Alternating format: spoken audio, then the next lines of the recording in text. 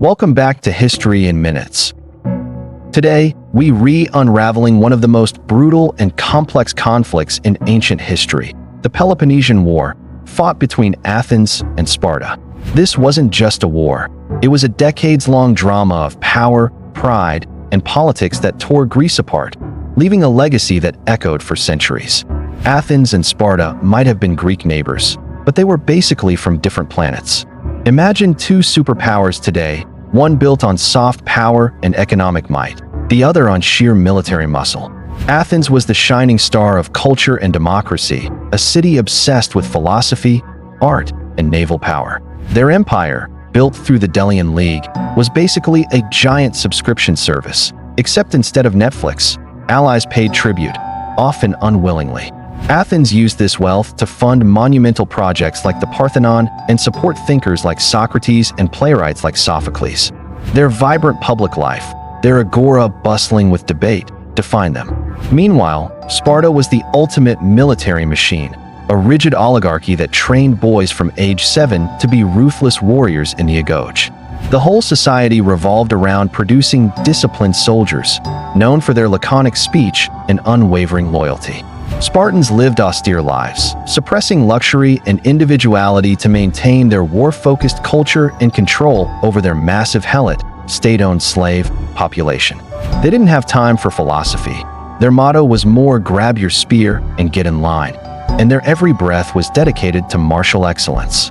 As Athens grew richer and more powerful after the Persian Wars, its assertive confidence bordering on arrogance, Sparta started to sweat. Athens' aggressive expansion and increasing control over its allies made Sparta and their land-bound Peloponnesian League feel boxed in. Worried Athens wanted to be the new boss of all Greece. This wasn't just a geopolitical clash, it was an ideological one. Democracy versus oligarchy, naval empire versus land-based hegemony, Athenian cultural vibrancy versus Spartan martial discipline. Tensions simmered for years, exacerbated by Athenian interference in cities like Corcyra and Potidaea, until in 431 BCE, the war kicked off with a Spartan invasion of Attica. The first phase, called the Archidamian War, named after the Spartan king who led many invasions, saw Sparta invading Attica almost annually, torching farms and hoping to draw Athens into a decisive land battle. But Athens, smartly fortified behind massive walls built after the Persian invasions, refused to play that game. Their strategy, famously championed by the statesman Pericles, was revolutionary. Abandon the countryside, shelter the population within the long walls connecting Athens to its port Piraeus, and rely on their unbeatable navy to raid Spartan allies on the coast. Athens also controlled the sea lanes, cutting off Sparta's food imports, making the war one of attrition. Athens seemed untouchable, until disaster struck in the form of a deadly plague that ravaged the overcrowded city, beginning in 430 BCE. This wasn't just a physical scourge, it was a psychological and political one. It killed about a third of the population, including the wise and steady leader Pericles himself. The plague not only decimated the population but also shattered morale and leadership, leading to factionalism and less principled leaders like Cleon and Alcibiades emerging. This internal decay, perhaps even more than Spartan spears, was Athens' first great undoing. Despite these setbacks, Athens held firm, and the war dragged on in a painful stalemate. After a decade of bloodshed, both sides, exhausted and bleeding, agreed to the Peace of Nicias in 421 BCE, a treaty supposed to last 50 years. Spoiler alert, it lasted 6. Neither side truly trusted the other, and smaller conflicts kept bubbling up, including revolts among Athens' subject states and the brutal Athenian crushing of Mytilene and Melos, showcasing a ruthless side of their democratic empire. Athens, restless and ambitious, was then seduced by the charismatic but ultimately treacherous Alcibiades into launching a bold but ill-fated expedition to Sicily in 415 BC. The goal was to conquer Syracuse, a wealthy city allied with Sparta, and secure vast resources. But what happened next was a military disaster of epic proportions, a catastrophic defeat where the Athenian fleet was utterly destroyed and tens of thousands of soldiers were killed or enslaved. You could say Athens sent a pizza delivery to the wrong address and lost the entire order, along with its entire delivery infrastructure and most of its drivers.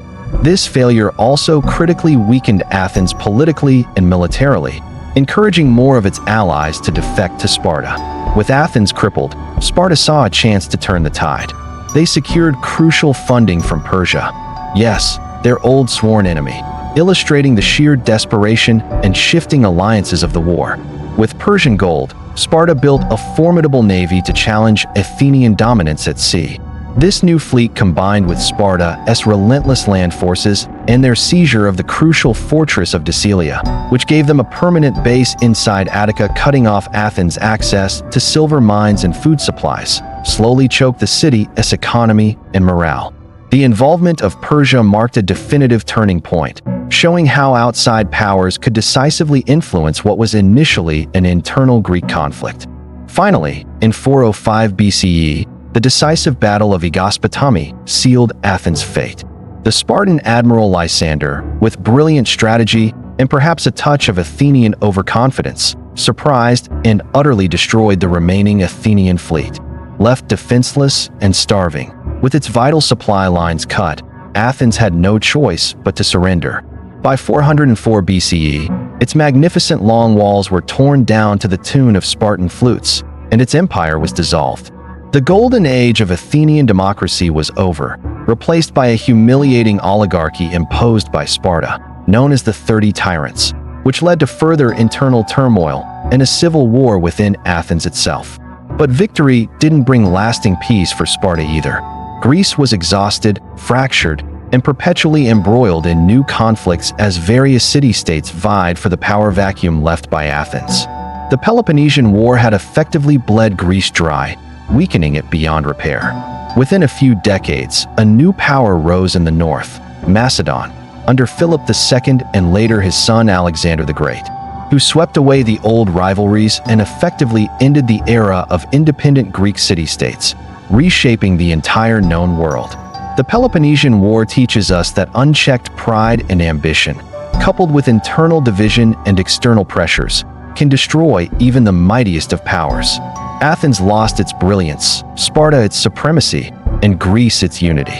It stands as a timeless warning of the dangers of prolonged conflict and the fragility of even the most advanced civilizations. And if you think that sounds familiar, well, history does have a way of repeating itself, usually with fewer spears and more Twitter wars. If you want more deep dives like this, don't forget to subscribe, like, and drop a comment with your favorite part of the ancient drama. This is History in Minutes, where the past hits harder than a Spartan shield bash.